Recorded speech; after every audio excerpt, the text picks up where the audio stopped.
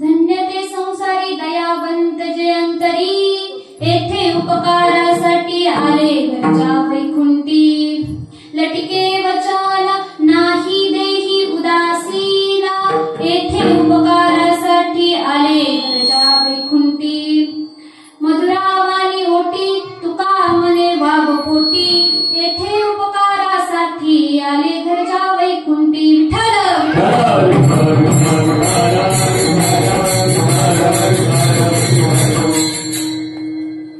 महायोग पीठे तटे भीमरत्याम्बरं पुंडरीकाय रातुं मुनीन्द्रे, समागत्य तिष्ठन्तमानन्दकन्दं परब्रह्मलिङ्गं भजे पाण्डुरङ्गं।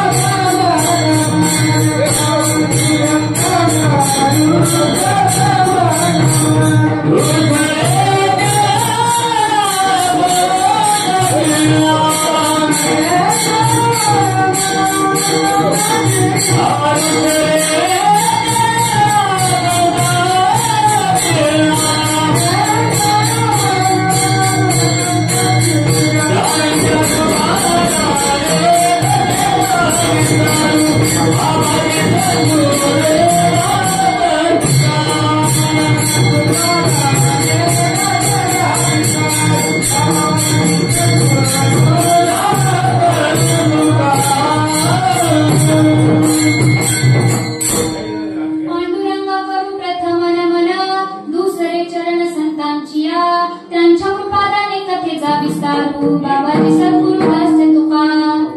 अलंकापुरी रम्य सिंहासनस्थं परमभोज तेजस्फुरद् विप्रदेशं, विनिद्रादिदेव सदा स्तूयमानं समाधिस्थमूर्ति भजे ज्ञानदेवम्। ओम नमो ज्ञानेश्वरा, ओम नमो ज्ञानेश्वरा, ओम नमो ज्ञानेश्वरा।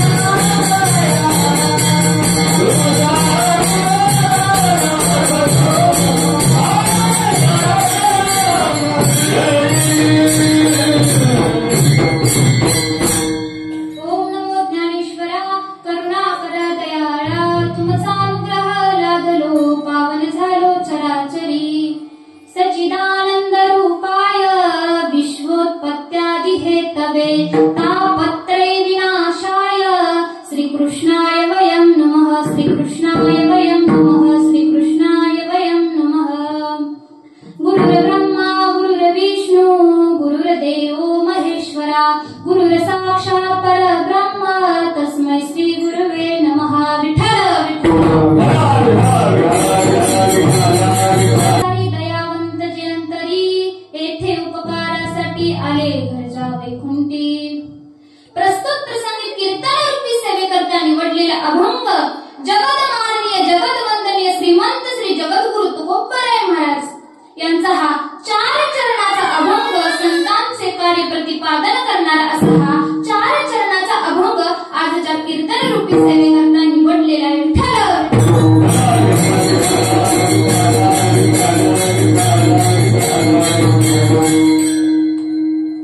प्रस्तुत अभंगाद्वारे श्रीमंत श्री जगद्गुरु तुकोबराय महाराज संतांचे कार्य प्रतिपादन करतात। महाराज म्हणतात, संत या ठिकाणी दिनांवरती दया करण्याकरता आलेले आहेत। पण दीन म्हणजे कोण? तुम्ही म्हणाल गरीब, पण दीन म्हणजे गरीब नाही। मग दीन म्हणजे काय? तर जे मोक्ष मार्ग सोडून दुसऱ्या मार्गाने भटकत चाललेले आहेत असे जे लोक आहेत ना, त्यांना या ठिकाणी दीन म्हटलेले आहे। आणि अशा दीनांविषयी ज्यांच्या अंतःकरणामध्ये दया आहे त्यांना संत म्हणतात। आणि हे जे संत आहेत ना, ते वैकुंठात राहतात, परंतु ते वैकुंठातून मृत्यू लोकावरती आलेले आहेत। परंतु कशासाठी आलेले आहेत? तर तुमच्या आमच्यासारख्या जड जीवांवर उपकार करण्याकरता ते या मृत्यू लोकात आलेले आहेत। हे जे संत आहेत ना, हे कधीच खोटं बोलत नाहीत आणि हे देहाविषयी अनासक्त असतात, उदास असतात। यांची जी वाणी आहे ना, ही मधुर वाणी आहे, अमृतापेक्षा ही मधुर वाणी आहे। आणि याच्याकडे एवढी गुणदोष साठवण्याची पोटामध्ये वाव आहे, अवकाश आहे, सहनशीलता आहे। हा झाला अभंगाचा शब्दशः भावार्थ। अभंगावर बोलण्यापूर्वी कार्यक्रमाचा परिहार देणे हे वक्त्याचं कर्तव्य आहे, म्हणून परिहार देणे गरजेचे आहे। विठ्ठल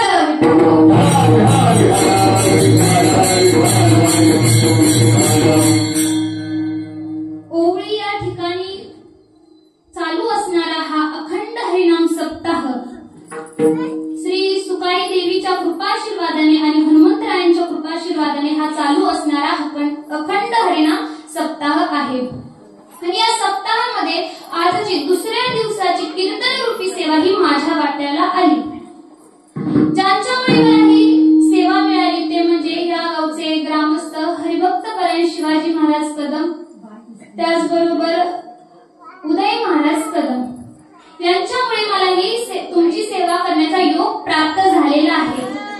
त्याचबरोबर मला कीर्तनाची साथ देणारे, इंद्रासारखे वादक असणारे हरिभक्त परायण अनिल महाराज नेवले, त्याचबरोबर सुंदर अशी गंधर्वासारखी गायनाची साथ देणारे हरिभक्त परायण मंगेश महाराज वाघ, त्याचबरोबर हरिभक्त परायण विष्णू महाराज काकडे यांच्या चरणाचं मी गोड असं दर्शन घेते। त्याचबरोबर सुंदर असे टाळ्याची साथ देणारे चोपदार समस्त ग्रामस्थ मंडळी सर्वांच्या चरणी प्रणिपात करते। विठ्ठल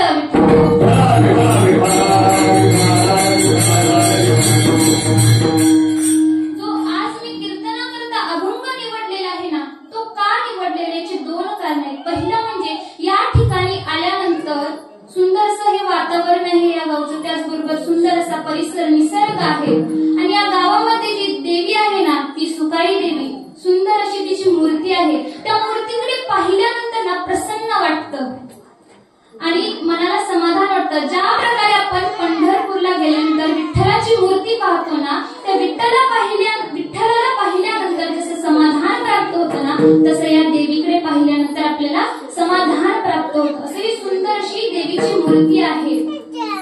आणि इथे आल्यानंतर असं वाटलं, परंतु म्हटलं, आणि आजचा जो अभंग आहे ना, संतपर प्रकरणातील आहे।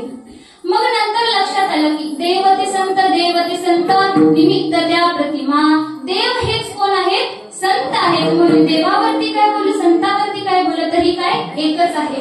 दुसरं कारण म्हणजे आपल्या वारकरी मंडळींनी आपल्याला नियम घालून दिलेला आहे, दंडक घालून दिलेला आहे की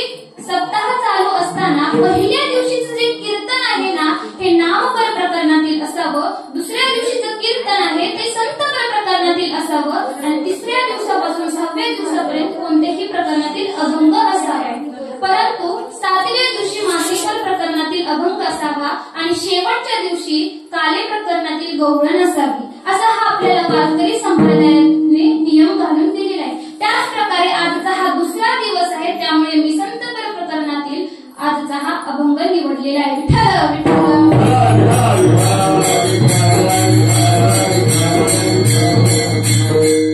मी पुनश्च एकदा सर्वांच्या चरणी प्रणिपात करते आणि माझ्या कीर्तन रूपी सेवेला सुरुवात करते. विठ्ठल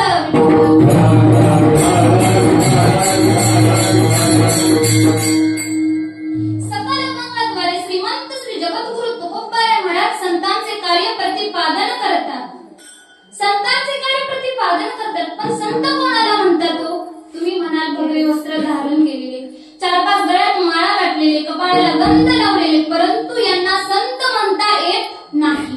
मग संत कोणाला म्हणावं? तर संत तोची जाण जगी, दया क्षमा ज्याचे अंगी. त्यांच्या अंतकरणामध्ये दया आहे, क्षमा आहे, ज्यांच्याकडे कोणत्याही प्रकारचा लोभ नाही ना, असे जे व्यक्ती आहेत त्यांना संत म्हणावं. विठ्ठल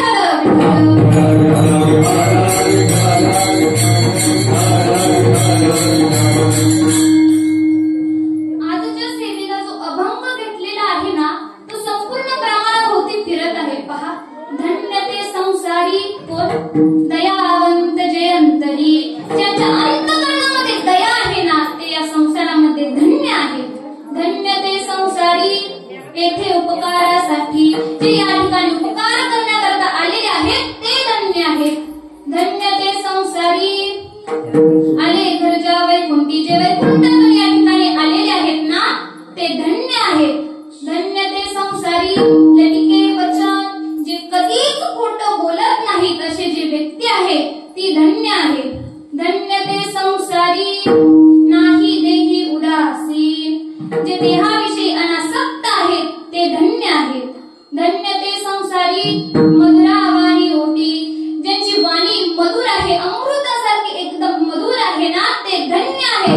धन्य ते संसारी तुका मने भाव पोटी, त्यांच्या अंतकरणामध्ये दुसऱ्यांचे गुणदोष साठवण्याचा, सहनशीलता करण्याची ज्यांच्याकडे ताकद आहे ना, ते या संसारामध्ये धन्य आहेत. विठ्ठल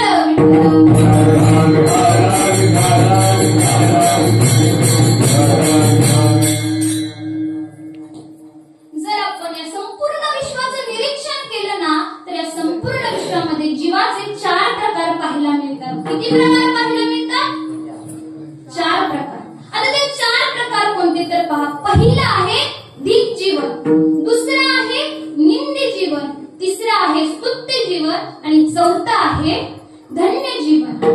आता हे जीवनाचे जे 4 प्रकार आहेत ना, हे कोणाचे आहेत हो? तर पहिला आहे धिक जीवन, हे विषयी पामर लोकांचं आहे.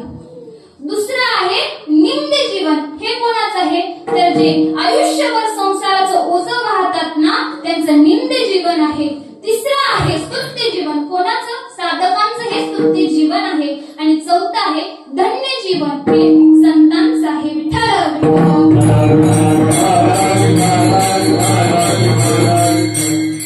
मी पुन्हा एकदा जीवांचे 4 प्रकार सांगते, नंतर तुम्ही मला सगळ्यांनी सांगायचे. पहिलं आहे धिक जीवन, दुसरं आहे निंदी जीवन, तिसरं आहे स्तुत्य जीवन आणि चौथं आहे धन्य जीवन. सांगा जीवाचे प्रकार किती? कोणते कोणते? धिक जीवन बरोबर, पुढे निंदी जीवन आणि स्तुत्य जीवन, चौथं धन्य जीवन बरोबर. आता एक श्लोक आहे पहा. धिक कुलम धिक कुटुंब च धिक गृहम धिक गृहम धिक सुतम च धिकात्मनम धिक शरीरम च श्री गोपाल परागमुख. जो देवाशी विमुख आहे ना, जो देवाला मानत नाही, त्याची श्रद्धा करत नाही, त्याच्यावरती विश्वास ठेवत नाही, असा जो व्यक्ती आहे ना, त्या व्यक्तीच्या कुलाचा धिक्कार, त्याच्या कुटुंबाचा धिक्कार, त्याच्या पुत्राचा धिक्कार, त्याच्या पत्नीचा धिक्कार, त्याच्या शरीराचा धिक्कार, नव्हे त्याच्या आत्म्याचा देखील धिक्कार केलेला आहे. का? कारण त्या देवाने आपल्याला सुंदर असा नरदेह प्राप्त करून दिला आणि त्या देवाशीच हा विमुख झाला, म्हणून त्याचा देखील धिक्कार केलेला आहे.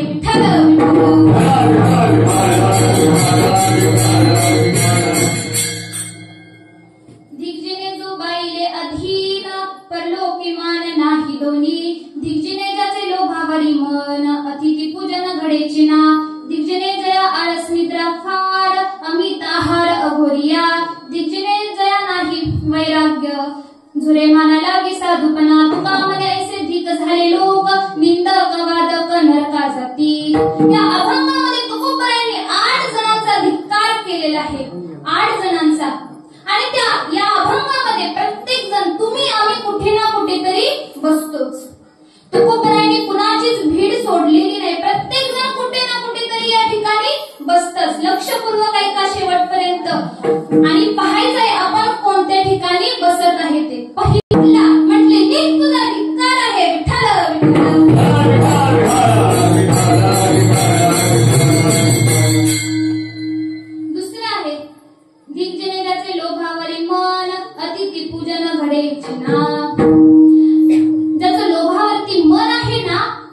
धिक्कार केलेला आहे. आणि हे जे लोभी व्यक्ती असतात ना हे कधीच दान करत नाही. म्हटले आमच्या गावामध्ये सप्ताह सुरू आहे, काहीतरी दान करा. ते म्हटले देणे आमची परंपराच नाही. काय म्हटले? देणे ही आमची परंपराच नाही, असे हे लोभी व्यक्ती आहेत. ज्ञानोबांनी एका ओवीमध्ये सांगितलेलं आहे, एकोपनाची उडी जळता आगी घाली ती उडी, ती आणायसी स्वगोडी सांगती केवी. ज्ञानोबा या ओवीमध्ये दृष्टांत सांगतात की एका गावामध्ये 70 वर्षाचा एक व्यक्ती होता. 70 वर्षाचा व्यक्ती होता, परंतु त्याने आयुष्यामध्ये एकदा देखील पंढरपूरला गेला नव्हता. आपण जन्माला आलोय ना, मग एकदा तरी पंढरपूरला गेलंच पाहिजे. नाही गेलं तर काय होईल? तर काय जन्मा येऊन या केली म्या जोडी, हाची घडोघडी चित्ता येते आठवून. म्हणून एकदा तरी जन्माला आल्यानंतर पंढरपूरला गेलं पाहिजे. एक वेळ जरे अलंकापुरासी, एकदा तरी गेलं पाहिजे त्या पंढरपूरला. परंतु हा व्यक्ती ना 70 वर्ष झाली तरी देखील एकदा पण पंढरपूरला गेला नव्हता. एकदा त्याची बायको म्हटली, जा ना, किती वर्ष झाली तुम्ही घरात आहे पण एकदा पण पंढरपूरला गेले नाही. आता तो म्हटला, आता एवढा आग्रह करतेस तर जाऊन येतो पंढरपूरला. गेला पंढरपूरला. वारी होती. पंढरपूरला गेल्यानंतर चंद्रभागेवरती स्नान करत होता. स्नान करत असताना देवाला वाटलं, हा 70 वर्षातून त्याला मी 70 वर्ष झाले जन्माला वाटलंय आणि हा आता माझ्या दर्शनासाठी आलाय. जाऊ दे, आलाय ना, देऊया दर्शन. देवाचं पण बघा उलटच आहे. इकडे 70-80 वर्ष झाले आमचे माळकरी त्याचं भजन करतायत, नामस्मरण करतायत, तरी देखील अजून त्यांना त्याने दर्शन दिलेलं नाही. परंतु हा 70 वर्षातून आता आलाय तर याला लगेच भगवंत दर्शन द्यायला चालले. भगवंताने एका वासुदेवाचे रूप धारण केलं. त्याच्या जवळ आले आणि म्हणाले, आळंदीच्या ज्ञानोबाला देहू गावच्या तुकोबाला, आळंदीच्या ज्ञानोबाला देहू गावच्या तुकोबाला, दान पावला दान पावला दान पावला दान पावला दान पावला दान पावला दान पावला. म्हटले दान करा, काहीतरी दान. काय करायचं? म्हटले 2000 रुपये दान करा. म्हटले 2000 ची नोट तर कधीच बंद झाली, दुसरं काहीतरी मागा. म्हटले मग 100 रुपये द्या. म्हटले 100 रुपये पण नाही आमच्याकडे, दुसरं काहीतरी मागा. म्हटले बर, मग 1 रुपया तरी दान करा. मग याची चतुराई सुरू झाली. हा तर कधी आयुष्यात कधी कोणाला दान केलं नव्हतं आणि म्हणायचा की देणे ही आमची परंपराच नाही.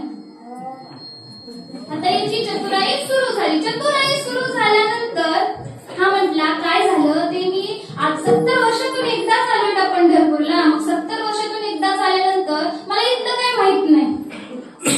मग ते तुमचे ते महिन्याचे वारकरी नाहीत का, त्यांनी मला सांगितलं की चंद्रभागेवरती चोर असतात, पाकिट तुम्ही खोलीवरतीच ठेवून जा. मग ते माझं पाकिट खोलीवरती, एक काम करा, खोलीवरती या 1 रुपया घेऊन जा. ते म्हटले बर, असं म्हणताय का? खोलीवरती येतो. खोलीवरती येतो म्हटले तर यानं पटकन स्नान उरकलं आणि खोलीवरती गेला. दरवाजा लावला आणि म्हटला, बरं झालं एकदाच सुटलो. काय वेडाच होता म्हणे वासुदेव, 1 रुपया मागत होता. छे, दान करणे ही आपली परंपराच नाही. म्हटले वेडाच आहे वासुदेव, काय पत्ता विचारला नाही, कोणती गल्ली, कोणती धर्मशाळा, कोणती खोली, काही विचारलेलं नाही. आता कसा येणार आहे म्हणे 1 रुपया मागायला? पत्ताच विचारला नाही. वेडाच आहे वासुदेव. फसवलं की नाही मी त्याला?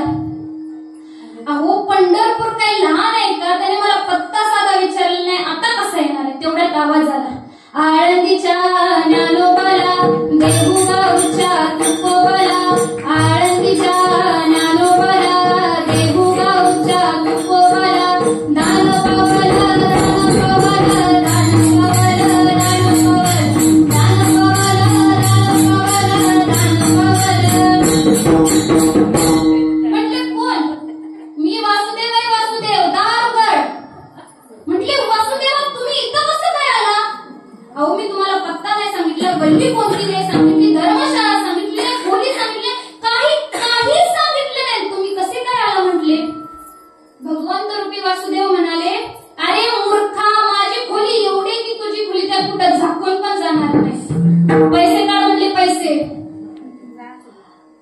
पैसे काढ म्हटल्यानंतर याने इथंही चतुराई केली. म्हटले ते काय झालं, खोलीवरती आलो, तुमची आठवण झाली म्हणून पाकिट पाहिलं तर त्यात 200 रुपये फक्त, आणि मला इथून माझ्या गावाला 200 रुपये द्यायला लागतात. एक काम करा, तुम्ही माझ्या गावाला या, मी तुम्हाला 1 रुपया दान करतो. तर म्हणले बरं, असं म्हणता का गावाला येतो. मग गावाला म्हणल्यावरती हा पटकन आवरलेलं बॅग भरली, गावाला आल्यानंतर त्याची पत्नी त्याच्या पाया पडू द्या. म्हटले एवढे वर्ष झाले आपल्या लग्नाला, कधी माझ्या पाया पडली नाहीस, आज कसं काय. अहो पंढरपूर वरून आलात ना म्हणून. मग वारी कशी झाली. म्हटले चला तुला सांगतो वारी कशी झाली. आतमध्ये गेले, बसले, त्याने सगळी हकीकत सांगितली. म्हटले वासुदेव भेटला मला, 1 रुपया त्याने मागितला. म्हटले मग दिला का. छे, आपली दान करण्याची परंपराच नाही, असं कसं देईन मी 1 रुपया. मग काय झालं. म्हटले खोलीवरती त्याला सांगितलं, खोलीवरती आला. म्हटले दिला का मग. म्हटले अजिबात नाही. आता त्याला मी सांगितले गावाला ये. आता मला सांग, 1 रुपयासाठी कोणी 400 रुपये खर्च करून गावाला येईल का. नाही म्हटली. खरंय घेऊ तुमचं, कसं काय येईल 1 रुपयासाठी 400 रुपये खर्च करून. तेवढ्यात आवाज आला, आळंदीच्या ज्ञानोबाला, देहूगावच्या तुकोबाला, आळंदीच्या ज्ञानोबाला, देहूगावच्या तुकोबाला, दान पावला, दान पावला, दान पावला, दान पावला, दान पावला, दान पावला, दान पावला. म्हटले अरे कर, हा तर तोच आहे, तोच पंढरपूरमध्ये भेटलेला वासुदेव, हा तोच आहे, तोच. म्हटली मग आता काय करणार. ती म्हटली, तो म्हटला की मी आता मरायचं नाटक करतो, तुम्हाला कौटवून रड. बर, अहो असं काय करता, 1 रुपया तरी देऊन टाका ना, कशाला एवढं मरायचं नाटक करता. म्हटले नाही नाही नाही, अजिबात दान करणार नाही, दान करण्याची परंपराच नाही. म्हटले मी सांगतो तेवढं कर, मी मरायचं नाटक करतो, तुम्हाला कौटवून रड. आता ही त्याचीच बायको. तुम्ही त्यानं मरायचं नाटक केलं आणि ही कौटवून रडायला लागली. बराच वेळ झालं, बाहेर कोण येत नाही म्हणून वासुदेव आतमध्ये आले. म्हटले काय हो, काय झालं, का रडताय. आता बायकांचं रडणं कसं सुरात असतं. ती रडायला लागली, वासुदेवा. म्हटलं मग काय झालं, का रडताय.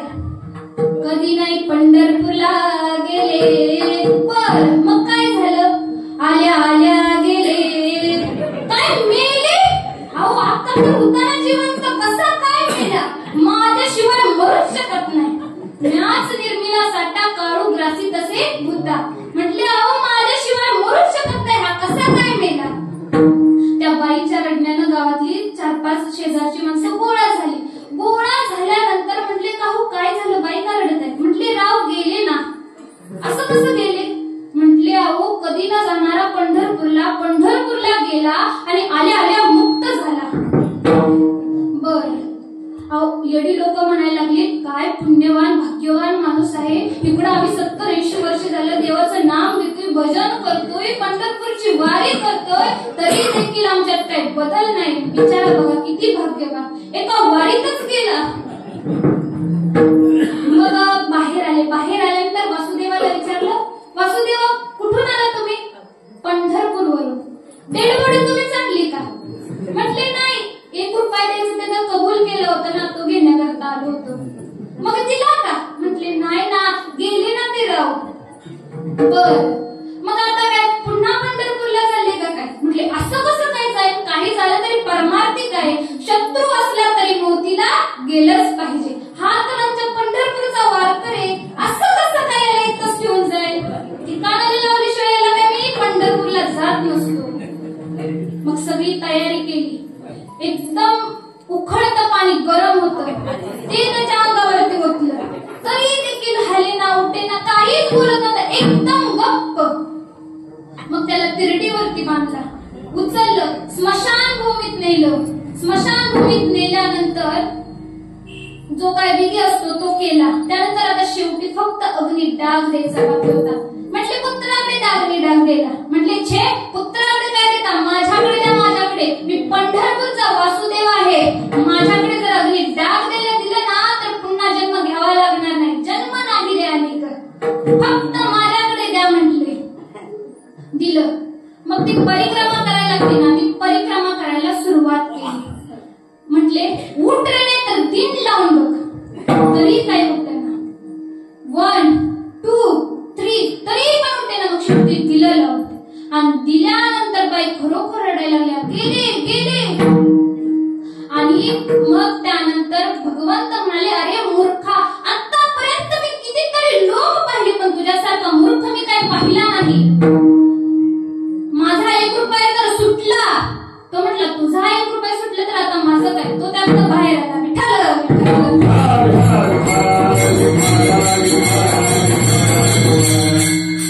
दृष्टांत संपला. सिद्धांत हा होता की लोभी माणसं इतके लोभी असतात, 1 रुपया सुद्धा दान करत नाही परंतु मरणाला स्वीकारतात. एवढे लोभी व्यक्ती असतात आणि अशा लोभी व्यक्तींचा देखील धिक्कार केलेला आहे.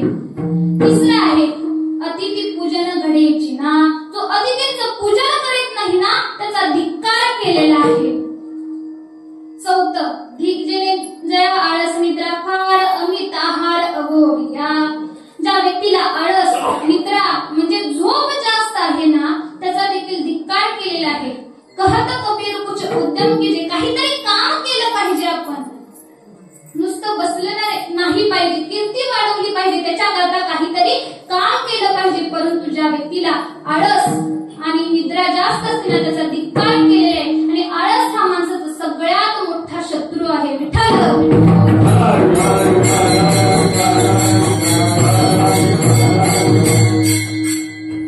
पाचवा आहे अमित आहार अघोरिया. जो अति प्रमाणात जेवण करतो ना त्याचा देखील धिक्कार केलेला आहे. प्रत्येकाने लिमिट मध्ये खावं, पण काही जण एवढे अघोर असतात, एवढे अघोरे असतात की त्यांच्या जेवणाला काही लिमिटच नसते. अति प्रमाणात ते खातात. एवढे अघोरी व्यक्ती असतात आणि अशा अघोरी व्यक्तींचा धिक्कार केलेला आहे. विठ्ठल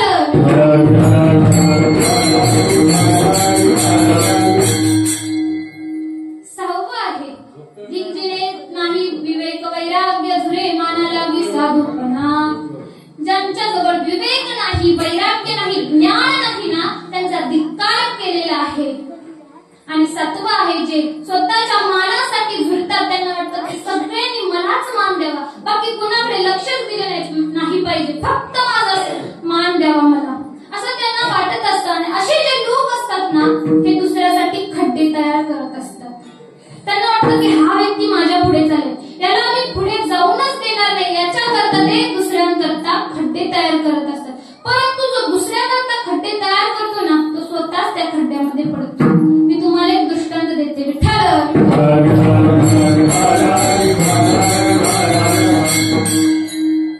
एका गावामध्ये 2 नवरा बायको राहत होते आणि घरामध्ये त्यांच्या एक म्हातारी सासूबाई देखील होती. आणि त्या सुनेचं आणि सासूचं कधीच पटत नव्हतं. त्या सुनेला वाटायचं की नवरा माझं ऐकतो पण थोडं का होईना सासूचं ऐकतो. तिला वाटायचं की सगळं माझं माझ्या नवऱ्यानं ऐकावं, सासूचं काही ऐकलं नाही पाहिजे. आणि ती नवरा कामावरून आला की म्हातारी विषयी त्याच्याजवळ काही ना काहीतरी सदा कदा बोलतच असायची.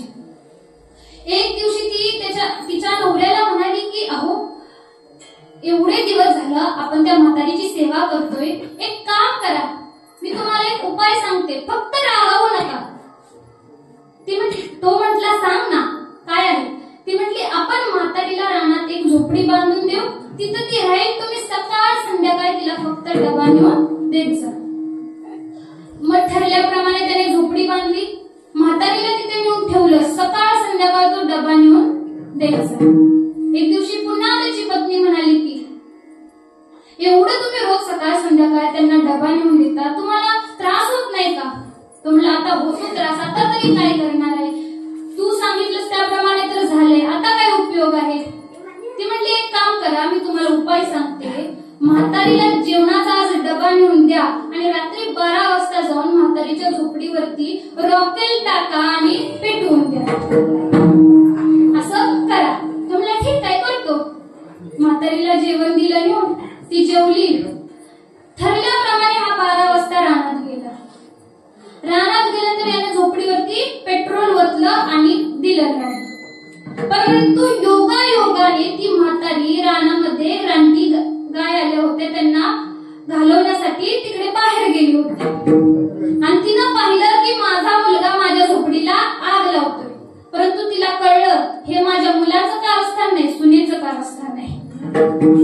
मग ती एका झाडावरती रात्रभर बसली. त्याच रात्री 4 चोर चोरी करून त्या झाडाखाली बसले होते. त्यांनी वाटणी केली आणि म्हटले, पहिल्यांदा कोण वाटा घेणार? तेवढ्याच म्हातारी झाडावरून म्हटली, मी घेणार. त्यांना भीती वाटली.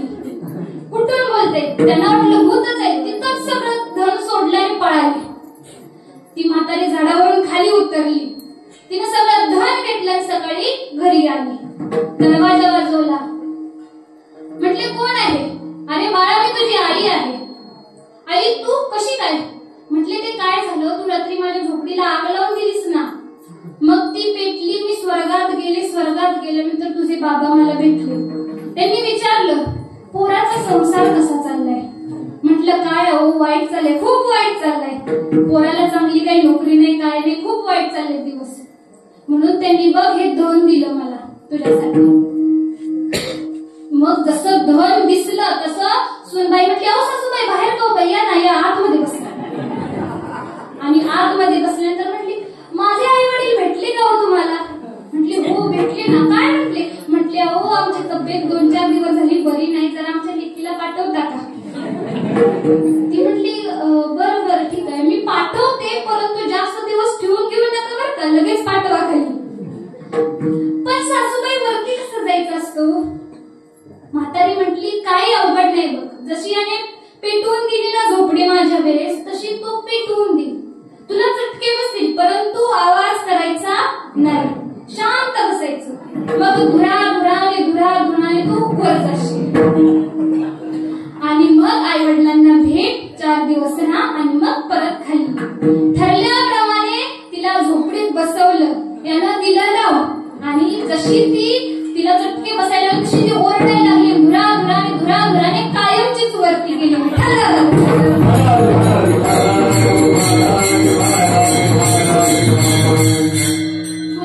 दुसऱ्यासाठी कधी खड्डा करायचा नाही, आपणच त्यात पडतो.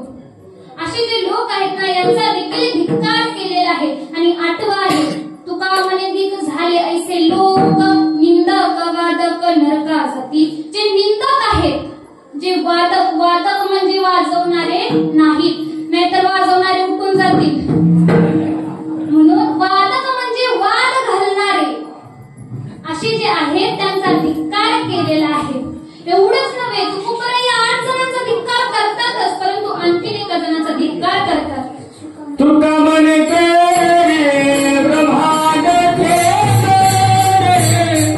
तुका म्हणे करे ब्रह्मांड खेळे, तुका म्हणे करे ब्रह्मांड खेळे,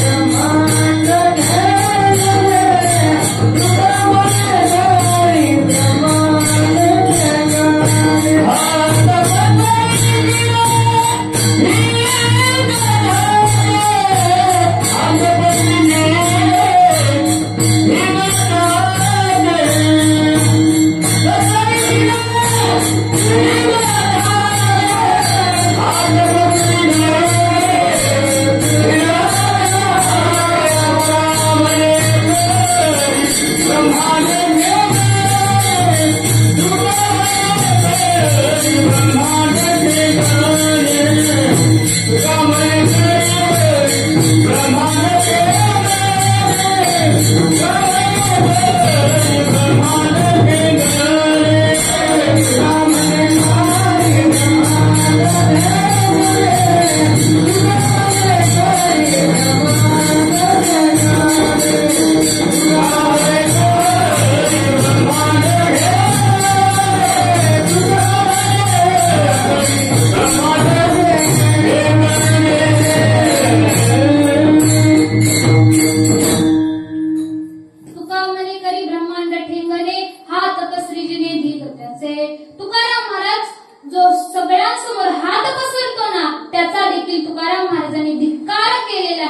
सुभाषितकार अजून एकाचा धिक्कार करतात.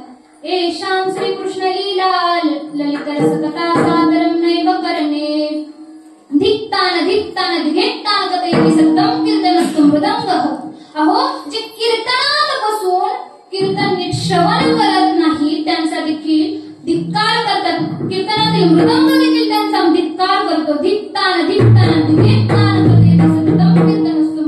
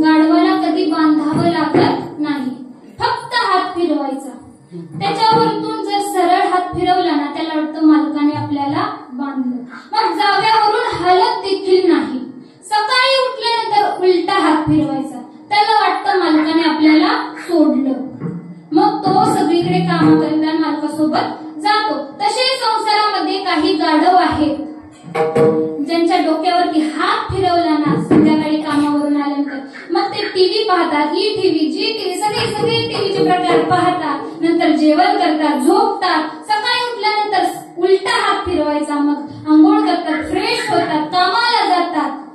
असे जे गाढव आहेत 4 पायाचे का 2 पायाचे गाढव संसारामध्ये असे जे गाढव आहेत ना त्यांचं हे निंदी जीवन आहे. विठ्ठल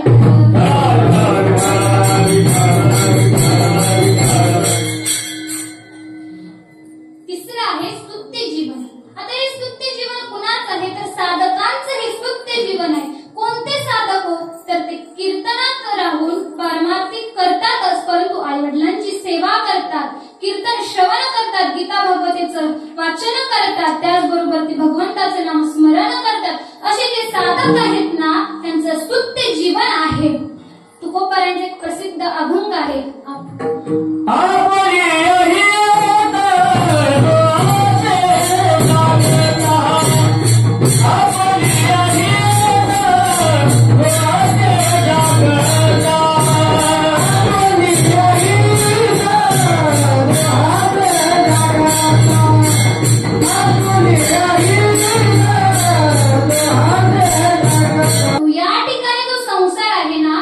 जगतरूपी संसार आहे. या जगतरूपी संसारामध्ये ते धन्य आहे ज्यांच्या अंतःकरणामध्ये दया आहे, ते या जगतरूपी संसारामध्ये धन्य आहेत. म्हटले महाराज दयेमुळे धन्य हो. दया या शब्दामुळे, दया या तत्वामुळे जी व्यक्ती धन्य तेच प्राप्त होते की दया नेमकी आहे तरी काय, हा पहिला प्रश्न. दुसरा प्रश्न, जी व्यक्ती या धन्यतेस पात्र आहे ते संत कोण आहेत, कोणते संत आहेत जे या दयेमुळे धन्यतेस प्राप्त झालेले आहेत, हा दुसरा प्रश्न.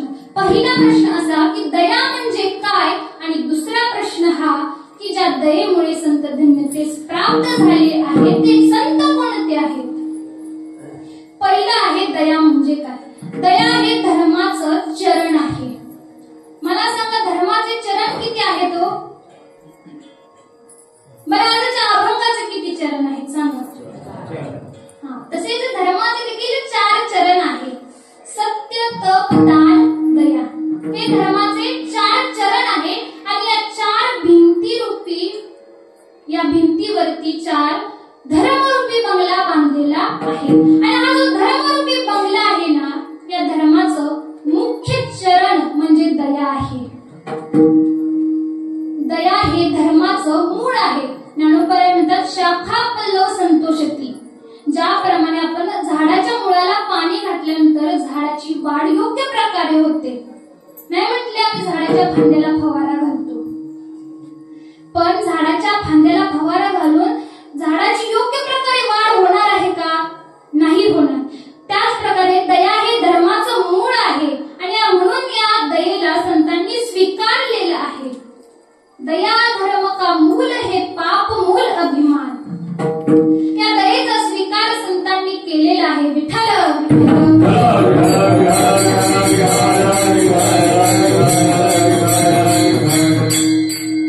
आणि हे जे संत आहेत ना ते वैकुंठातून या ठिकाणी आपल्यावरती दया करण्यासाठी, उपकार करण्यासाठी या ठिकाणी आलेले आहेत. आणि ही जी दया आहे ना ती त्यांच्या जवळ आहे. म्हटले पण तुमची दया म्हणजे काय हे कळलं आम्हाला, परंतु आम्हाला सांगा कोणते संत आहेत जे या धन्यतेस पात्र झालेले आहेत. पेपरात आलेले का, नाही. पेपरात आलेल्यांना कोणी विचारत देखील नाही. पैसे दिले की लगेच फोटो पेपराला छापला जातो, परंतु यांना कोणी विचारत नाही.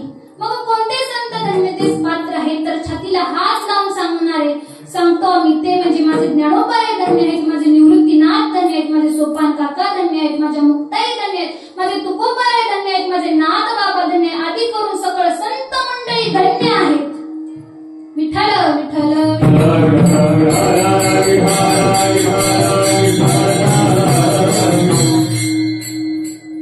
हे जे संत आहेत हे धन्यतेस पात्र झालेले आहेत. धन्य तो निवृत्ती, धन्य तो सोपान, धन्य हा निधान ज्ञानदेव. ज्ञानोबाई धन्य आहेत, निवृत्ती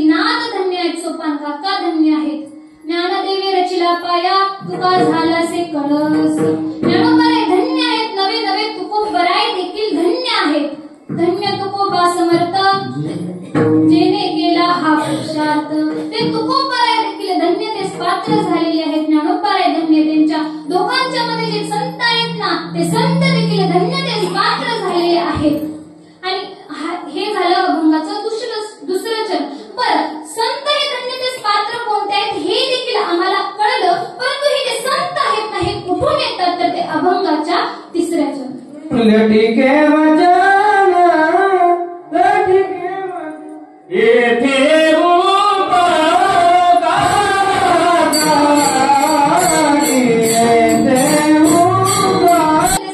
कुठून येतात तर वैकुंठातून येतात. येथे उपकारासाठी आले गरजा वैकुंठी. ते वैकुंठातून या ठिकाणी आलेले आहेत. कशा करता तर आपल्यासारख्या जड जीवांवरती उपकार करण्याकरता ते या ठिकाणी आलेले आहेत. जगाच्या कल्याण संतांच्या विभूती देह कष्टविती परोपकारे. हे जे संत आहेत ना हे जगाच्या कल्याणाकरता या ठिकाणी या विभूती आलेले आहेत. कशा तर आणि इथे आल्यानंतर ते काय करतात तर देह कष्टविती परोपकारे. इथे आल्यानंतर ते देहाला कष्ट देतात, आपल्यावरती उपकार करतात.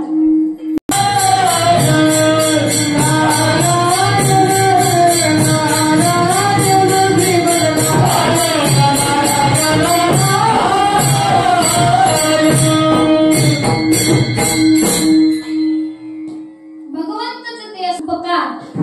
आता उपकारावरती उपकार कशा प्रकारचे दृष्टांत आहे. राजश्री यज्ञ होता पांडवांचा आणि त्या राजश्री यज्ञामध्ये शुकाचार्यांनी एक भाताचा शीत खाल्ला होता. एकच भाताचा शीत खाल्ला होता, परंतु अंतःकरणामध्ये फक्त एकच गोष्ट होती की मी यांच्या राजश्री यज्ञातल्या एक भाताचं शीत खाल्लेले, त्यांच्या उपकारातून मला उत्तीर्ण व्हायचं आहे, उत्तरायी व्हायचं आहे. म्हणून त्यांनी एके दिवशी परीक्षित राजाला शाप मिळाला होता आणि त्या शापातून मुक्त व्हायचं होतं परीक्षित राजाला. 7 दिवसात तर त्याचा मृत्यू होणार होता. मग त्यावेळेस त्यांना शुकाचार्य भेटले. शुकाचार्य म्हटले तुमचे आमच्यावरती फार उपकार आहेत, त्या उपकारातून मला आता हीच संधी आहे उत्तरायी होण्याची. म्हणून शुकाचार्यांनी त्यांना भागवत कथा श्रवण केली. 1 मिनिट देखील जागेवरती न थांबणारे शुकाचार्य, परंतु एका शीताच्या उपकाराकरिता 7 दिवस एका ठिकाणी राहून त्यांनी परीक्षित राजाला कथा श्रवण केली आणि त्या शापातून मुक्त केलं. विठ्ठल